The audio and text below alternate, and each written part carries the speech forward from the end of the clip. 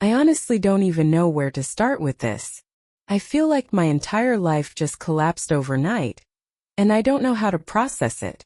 I, 22F, have a twin sister, Emily, and for as long as I can remember, she's been the golden child. Charming, bubbly, everyone's favorite. Me? I'm just Olivia, the quiet one, the moody one, the one who's not a team player. Whatever.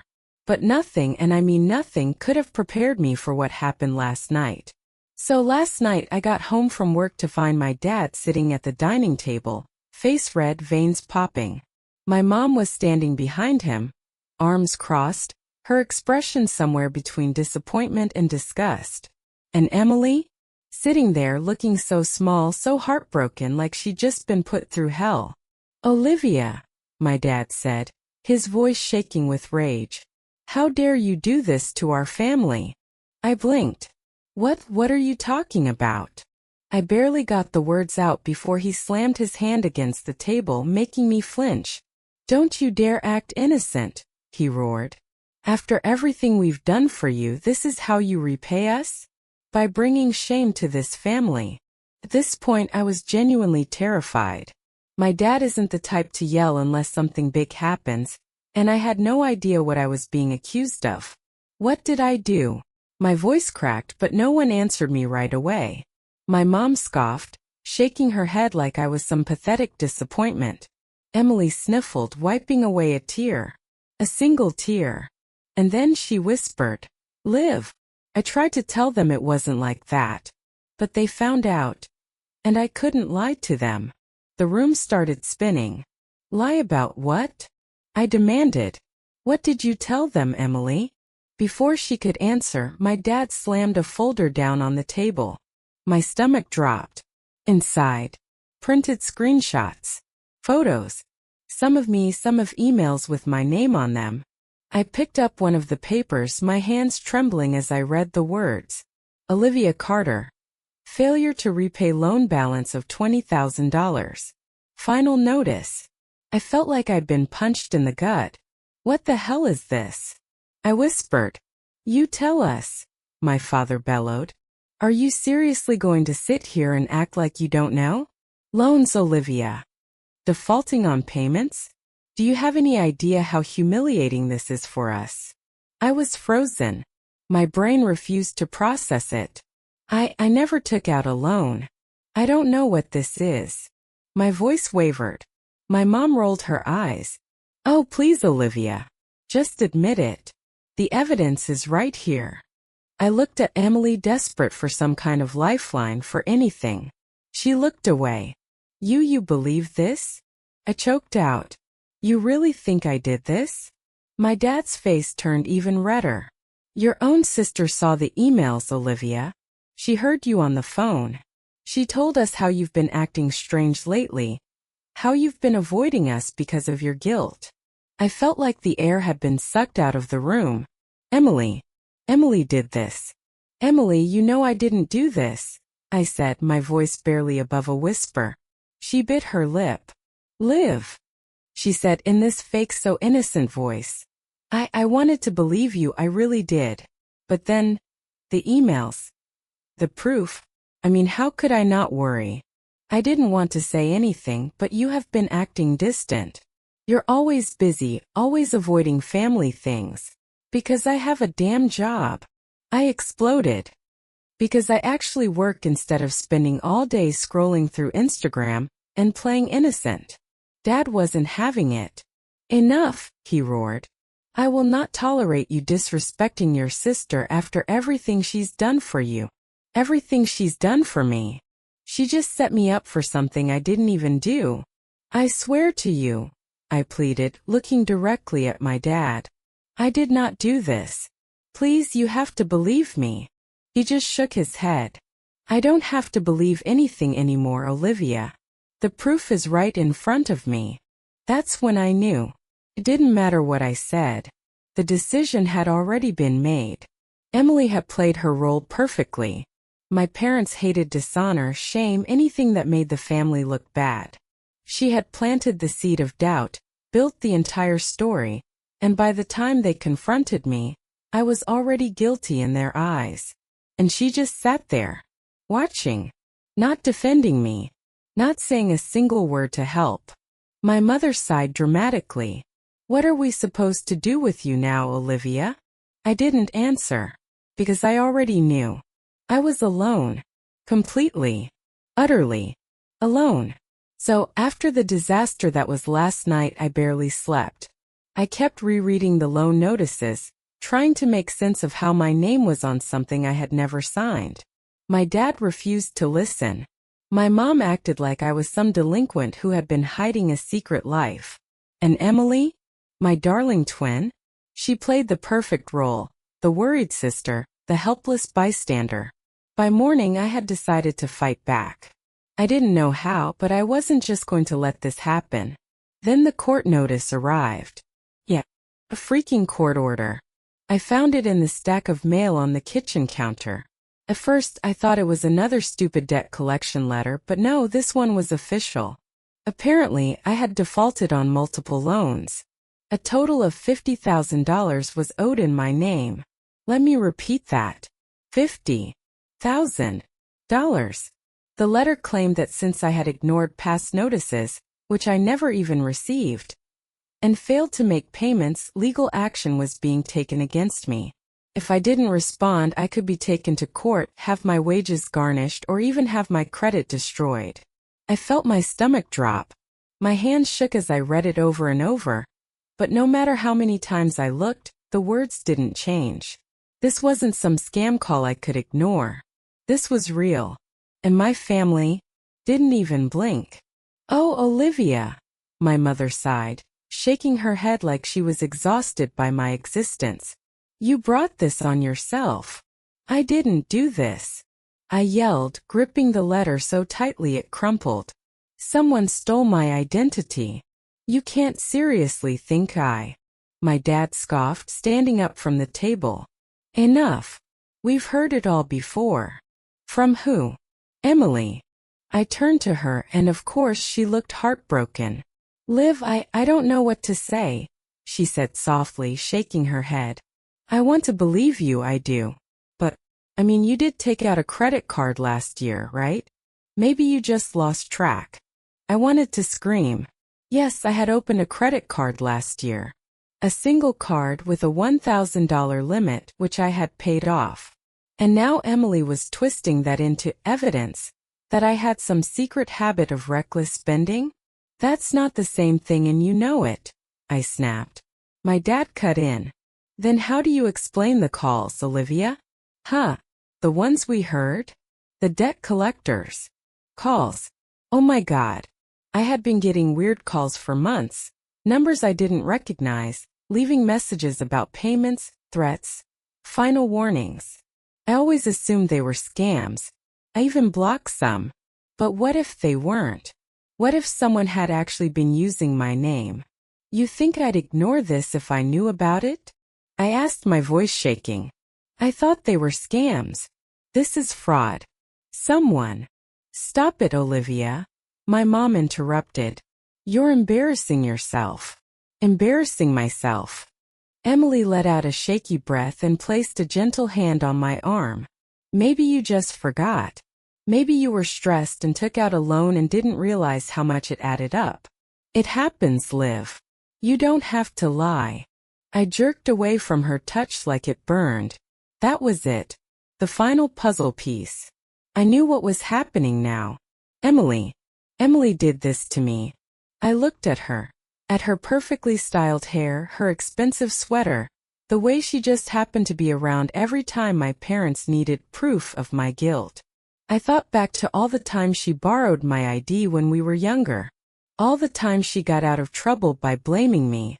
All the time she lied with a sweet, innocent face and got away with it. And now, she was doing it again. She had stolen my identity, and she was letting me take the fall.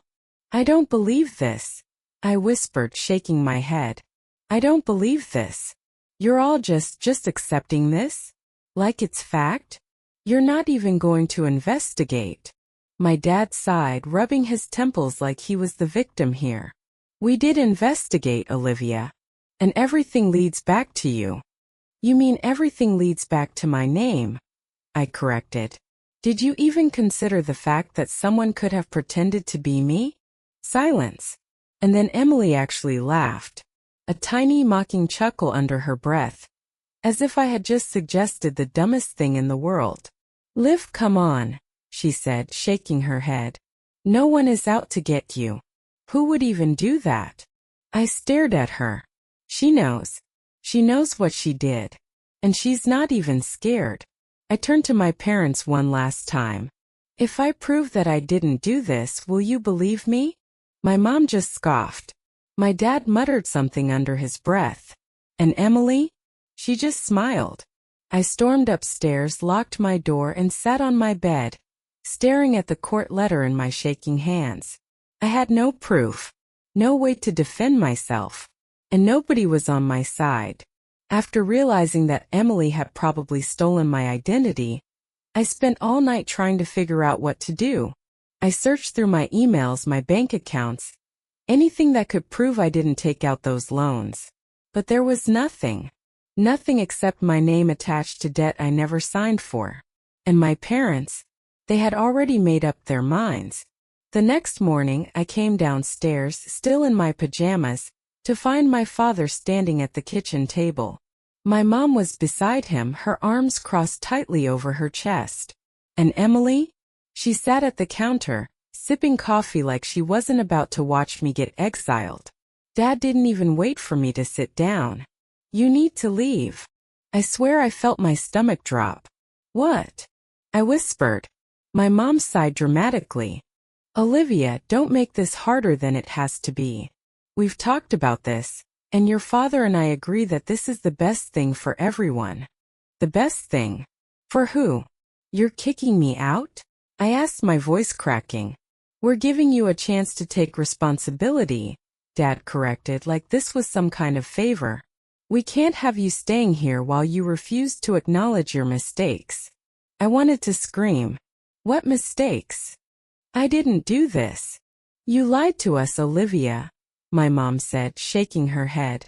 You stole money, you ruined our name, and now you won't even own up to it. Emily was so quiet through all of this, just watching, taking little sips of her coffee like she wasn't completely loving every second of my humiliation. Where am I supposed to go? I asked. I have nowhere. You have a job, don't you? Dad cut me off. You're an adult. Figure it out. I felt like I couldn't breathe. They weren't serious. They couldn't be. But then my mom held up a duffel bag. A duffel bag filled with my stuff. They had already packed for me. I stared at it, numb, as my dad kept talking. Your sister has offered to help cover part of the debt you left behind. That was the moment my brain fully snapped. Are you kidding me? I turned to Emily. You did this. You took out the loans in my name. And now you're playing the hero. Emily gasped like she was offended. Liv, stop, she said, shaking her head, her voice dripping with fake concern. I know you're angry, but you can't just make up lies to cover for yourself. I'm making up lies? Enough, my dad said, his voice sharp. Olivia, I won't tolerate you blaming your sister for your own choices. I looked at him, at my mother, at Emily, and I finally understood. There was no winning here. I could scream until I lost my voice. I could swear on my life. I could bring up all the times Emily had lied before. All the times she had used my name for things she didn't want traced back to her. But they wouldn't care. They never had. They never would. I took the bag with shaking hands, my breath coming fast and shallow. Don't come back until you're ready to be honest with yourself, Dad said, like he was giving me fatherly advice. Mom didn't even look at me. And Emily? She just smiled. I barely remember leaving the house. I just know I walked down the street, gripping my bag like it was the only thing keeping me grounded. My mind was racing. My hands were shaking. I felt like I was in a nightmare I couldn't wake up from. They actually kicked me out. I had no plan. No car. I had shared one with my mom, and she sure as hell wasn't going to let me keep it. I had some savings but nowhere near enough to afford a place on my own, especially last minute. I was completely, utterly alone. And worst of all, Emily won. I don't know how long I wandered before I ended up at a cafe. I sat down in the corner, trying not to burst into tears in front of strangers, when I finally pulled out my phone. I had one unread text. Emily. I hope you'll learn from this, Liv. Maybe once you stop blaming others we can be sisters again. I saw red. I typed out at least 10 responses, each one filled with words I can't even repeat here. But in the end I didn't send anything. Because she wanted me to react. She wanted me to look crazy. Instead, I did the only thing I could. I blocked her number. Then I opened my messages again.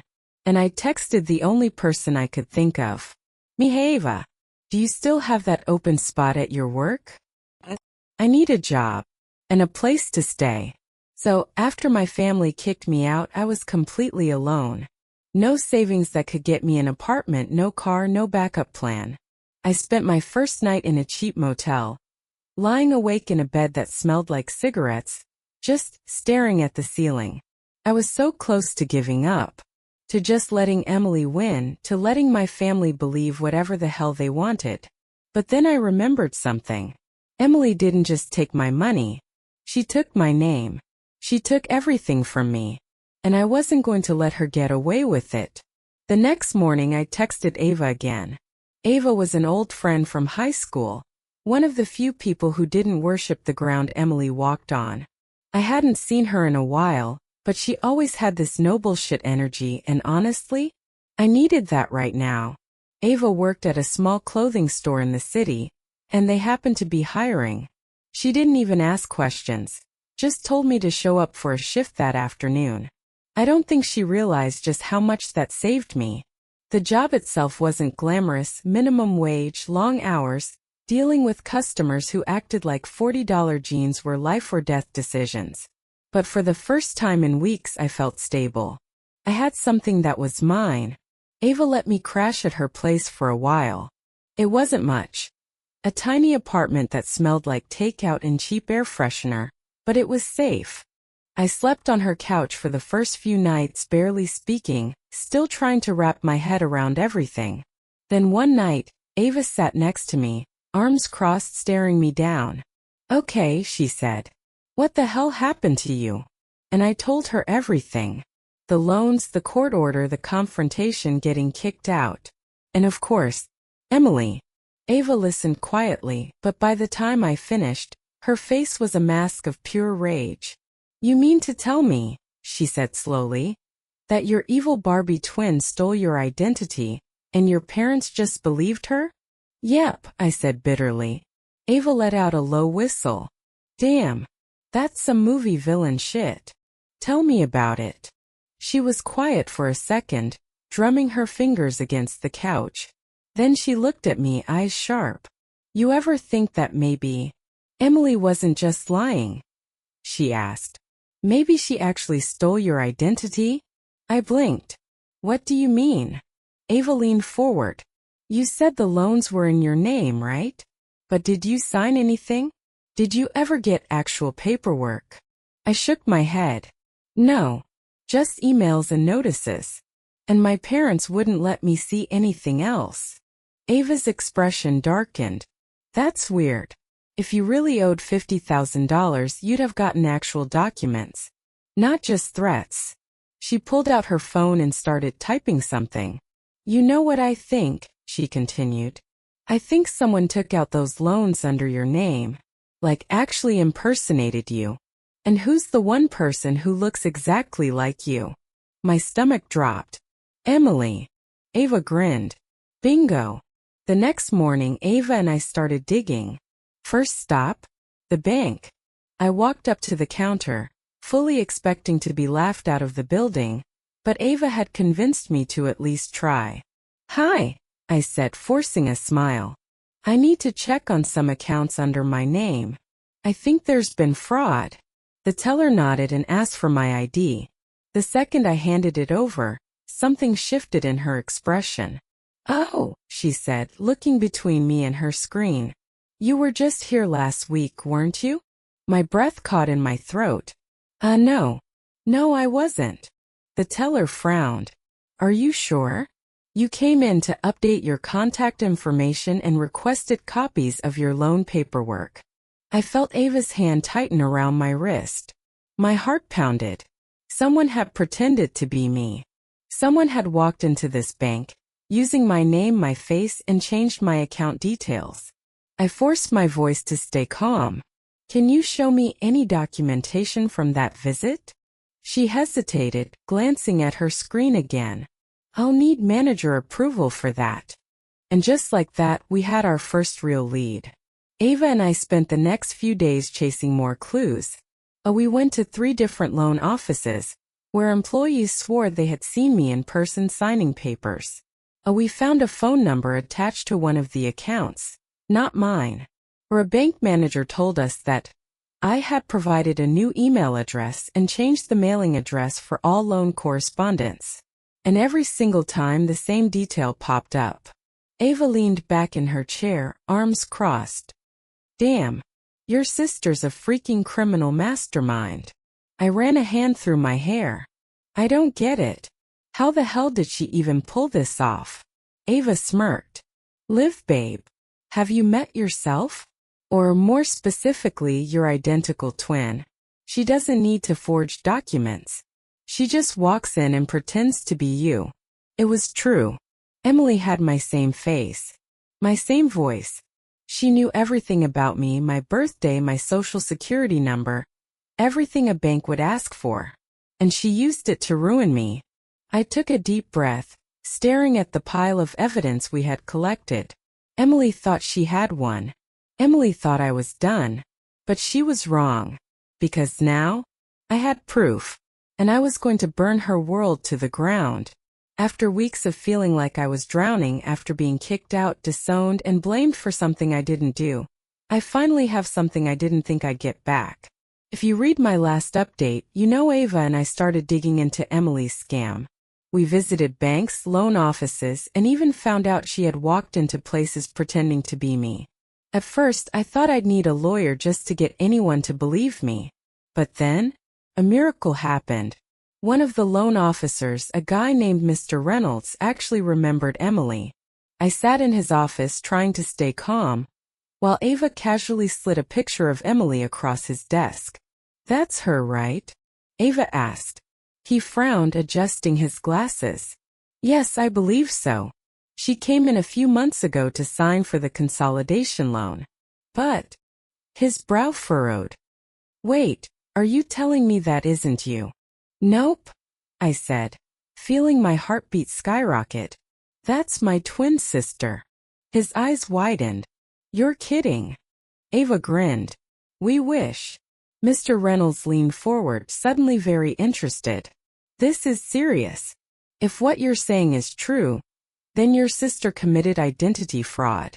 Hearing someone else say it out loud sent chills down my spine. I took a deep breath. Can you pull up the documents? I never signed them. If she forged my signature, that's proof. He hesitated. Normally, I wouldn't be able to share that information, but considering this is a case of potential fraud, I'll see what I can do. He typed something into his computer, then clicked through a few files before his face lit up. Here it is. Ava and I leaned in. On his screen was a scanned copy of a loan application with my name, my social security number, and a signature that was definitely not mine. I knew Emily's handwriting, and this wasn't even a good attempt at forging mine. Mr. Reynolds pulled up another file. This one had a photo attached, and my stomach flipped, 'cause there she was, Emily, sitting at his desk all dressed up, smiling for the camera like she didn't just ruin my life. Ava let out a low whistle. Damn, she really just walked in here and smiled for the evidence. Huh. I stared at the screen, my entire body buzzing. This was it. This was proof. Emily hadn't covered her tracks at all. After leaving the loan office with copies of everything, Ava and I hit 2 more places. We found a bank security camera that showed Emily entering a branch, again pretending to be me.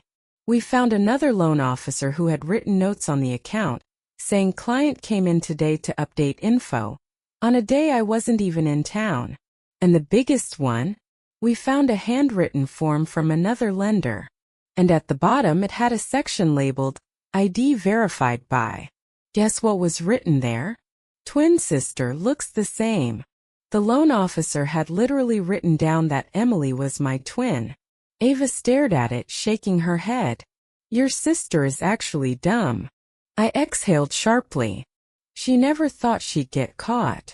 Now I had everything I needed to prove that Emily had stolen my identity. But there was one more thing we had to find. Where the hell was all the money? Because if Emily had taken out over $60,000 in loans, she had to have spent it somewhere. That's where Ava came in. She had a cousin who was ridiculously good at digging through financial records. And after a few hours of searching, we found something insane. Emily had a secret account. A checking account under a completely different name, but linked to my stolen information. And guess what was in it? Almost $30,000. She hadn't spent it all. She was still actively moving the money around, probably to avoid getting caught. Ava leaned back in her chair, grinning. Oh, we got her. We got her good. I sat there staring at the screen, my heart pounding. Emily thought she had buried me. She thought I'd never figure it out. But now I had everything. I took a deep breath, gripping my phone. I need a lawyer. Ava nodded. Yep. And I know just the guy. I was done playing defense. Emily had tried to destroy me. Now, it was her turn to lose everything. So after uncovering all the evidence, loan applications, security footage, and even a literal note from a bank saying twin sister, looks the same. Seriously, I will never get over how sloppy Emily was. Ava hooked me up with a lawyer named Samuel. And let me tell you, talking to him was life-changing. When I sat down in Samuel's office, I expected a long, complicated explanation full of legal jargon.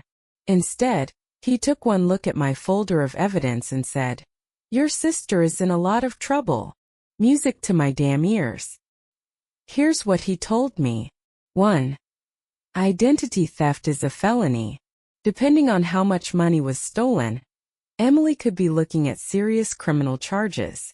Since she stole over $50,000, this wasn't just fraud, it was grand larceny in some states. 2. The evidence was airtight. Emily wasn't just dumb, she was careless. She left paper trails everywhere.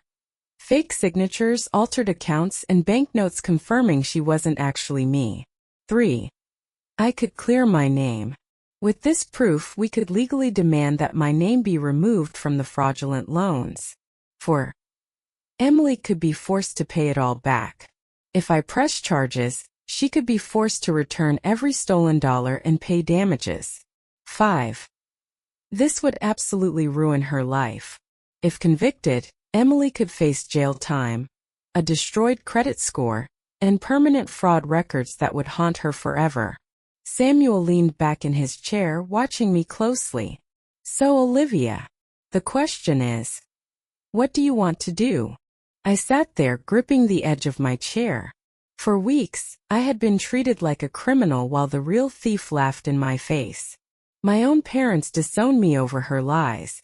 And Emily? She had never faced a single consequence in her life.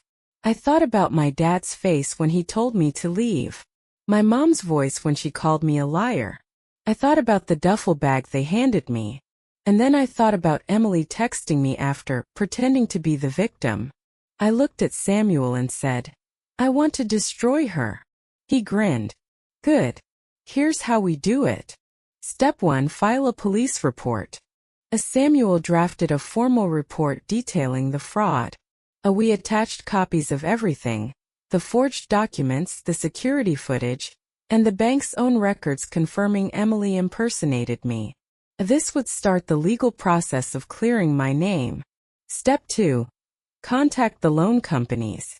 Samuel helped me draft official disputes to every lender. With the police report and bank records, They had no choice but to remove the loans from my name. Emily? She would be fully responsible for every penny. Step 3. Let Emily find out the hard way. We weren't going to warn her. We weren't going to give her any time to prepare. She would wake up one morning to frozen bank accounts, legal notices, and cops at her door. Step 4. Expose her at the family reunion. My parents had invited Emily to the annual family reunion. They hadn't even bothered to invite me. So guess who was going to crash the party with undeniable proof that their precious daughter was a criminal? Samuel was all in. Ava, even more in. God, I hope she cries, Ava muttered as we left his office. I laughed for the first time in weeks. Oh, she will, I said. She absolutely will. Ava and I arrived at the reunion early, parking a few blocks away. My hands were shaking from pure adrenaline, but Ava? She was thriving. Are you sure about this? She asked, grinning. I took a deep breath. I've never been more sure of anything in my life. Then I checked my bag. Inside, printed evidence of Emily's fraud bank statements, forged signatures, and security footage stills. A copy of the police report, proving that Emily was under investigation. Samuel's legal letters to the banks, showing the loans were being transferred back to Emily. And the best part? I had just received confirmation that Emily's bank accounts had been frozen. She had no idea what was coming. The reunion was held at some fancy venue, the kind my parents loved, big chandeliers, overpriced catering, and a strict dress code that Emily always made a point of following perfectly. Ava and I strolled in like we belonged there. No one even questioned us at first. And then my mother turned. Her smile dropped the second she saw me. Olivia, she said, her voice dripping with disbelief. The room fell silent. All the aunts, uncles, and cousins turned to stare. Then my dad stepped forward, his face darkening. You shouldn't be here. I tilted my head. Why? Because you threw me out over a lie. Dad clenched his jaw. We're not doing this here. Emily chose that moment to step into view. She was glowing, new dress, designer heels, the whole act. She sighed, shaking her head like she was so exhausted by my presence. Liv, she said, her voice all fake sympathy. I was hoping we could talk privately first. This isn't the time. Oh, I think it's exactly the time. I cut in. Then I pulled out the folder. I slammed the documents down on the nearest table, loud enough that it echoed. Since you love attention so much, Emily, I said, voice steady, I figured you'd appreciate a public announcement. Emily froze. Mom's expression turned stone cold. Dad looked annoyed, but he still had that stupid condescending tone. Olivia, enough of this. No. You had your chance to listen to me. Now everyone else will. I grabbed the first page, the loan applications with her forged signatures, and held them up. Here's proof that Emily took out over $50,000 in loans using my name. Gasps. Murmurs. Aunt Karen's eyes went wide. I flipped to the security footage stills. Here's Emily walking into banks and loan offices impersonating me. More gasps. Cousins whispering. Emily's face drained of color. I slapped down the police report. And this is the official fraud investigation. Emily, you are under criminal investigation for identity theft. Mom staggered back like I had hit her. That's not possible. Emily laughed, short, desperate. Liv, come on. This is insane. You really expect everyone to believe. Oh, I don't expect them to believe me. I cut in. I expect them to check their phones. Ava smirked and held up her own phone. Then she hit send. And just like that, everyone's phone started pinging with emails. Emails containing every single document proving Emily's fraud. My family was stunned. Dad fumbled with his phone, scrolling through the evidence. Emily, what is this? Mom, shaking, turned to Emily. Tell them this isn't true. Emily opened her mouth, closed it, opened it again. And then, Her phone buzzed. She glanced at it. Her face went horribly pale. I already knew what the text said, because Samuel had just notified her that her bank accounts were frozen, and that the loans were officially transferred to her name. She wobbled in her heels. This is a mistake. Is it? I asked. My father, still looking through his phone, stopped breathing for a second. Then he turned to Emily, pure rage on his face. Tell me this isn't real, he hissed. Emily panicked. Dad, I didn't, it was just a mistake. I finished for her. Oops, you accidentally stole $50,000? Silence. Then my mom screamed. You lied to us? She shrieked. Everything fell apart in seconds. My dad snapped at Emily, demanding answers. Mom burst into tears, horrified that she had defended Emily. Aunts and uncles whispered among themselves, staring at Emily like she was disgusting. My cousin recorded the whole thing. And me? I just watched. Because for the first time in my life, Emily was completely alone.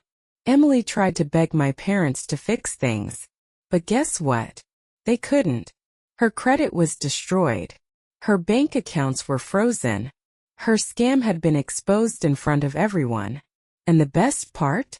My dad finally turned to me, after weeks of calling me a liar, and his face collapsed in shame. Olivia, he started. I raised a hand. Don't. He flinched. Then I picked up my bag, adjusted my coat and smiled. You made your choice, I said. Live with it. Then Ava and I walked out, leaving Emily to face everything she deserved. After I walked out of the reunion, my phone exploded with messages. My mom, Olivia, please, we need to talk. My dad, I didn't know. I swear I didn't know. Emily, you bitch, you ruined my life. Ava and I sat in her car reading through them, just laughing. She says you ruined her life? Ava scoffed. She did that all by herself. I just smiled. Because finally, Emily was facing something she had never faced before. Consequences. So what happened to Emily legally? Well, Samuel filed the fraud case against her. And with all the evidence we had, including witness statements from bank employees, she had no way out. She tried to fight it, of course. She even hired a lawyer. But the second he saw the security footage of her walking into banks pretending to be me, he dropped her as a client. Her charges: a felony identity theft, a bank fraud, a wire fraud. She was facing serious time. Eventually, her lawyer negotiated a plea deal. She avoided jail but had to pay back every single cent. And since she had already spent a huge chunk of the money, she had no savings left to fix it. Emily's credit was obliterated, her accounts were empty, and she had mountains of debt that she now had to face on her own. She had spent years lying and manipulating her way through life, using our parents as her safety net. But now, even they weren't willing to help her. A few days after the reunion, I got a text from my father. Dad, please, meet me for coffee. Just once. I almost ignored it. Almost. But then I realized something. I didn't need closure. I already had it. But he needed to really see what he had done. So I agreed. When I arrived, he looked older. Tired. Like the weight of everything had finally hit him. He started with the usual. I didn't know, I'm sorry, I should have believed you. But I didn't let him off easy. You didn't just kick me out, I told him. You let Emily ruin me. You chose to believe her over me, without a second thought. He looked down. I know. You didn't even ask for proof, I continued. You just decided I was guilty. And now that you realize I was innocent, you want to pretend like it was some misunderstanding. He had nothing to say to that. So I got up. Olivia, wait. I turned to him. You could have had a daughter who trusted you, I said. But instead, you made me an outsider in my own family. And I'm done waiting for you to treat me like I matter. Then I walked away. And this time I didn't look back. Where everyone ended up, Emily broke. Blacklisted. Alone. Still paying off the loans, unable to get another one, and completely cut off from family support. She tried playing the victim online, but nobody bought it. She's been ghosted by almost all of our relatives. My parents humiliated, embarrassed, and from what I hear, fighting constantly over how they handled everything. Mom still tries to reach out, but I ignore her. Me? Thriving. With my name cleared, I was finally able to move forward. I got promoted at work, found a new apartment, and best of all, I no longer feel like a shadow of my sister. I'm not Olivia, the girl who got kicked out. I'm Olivia, the girl who took her life back. And it feels amazing.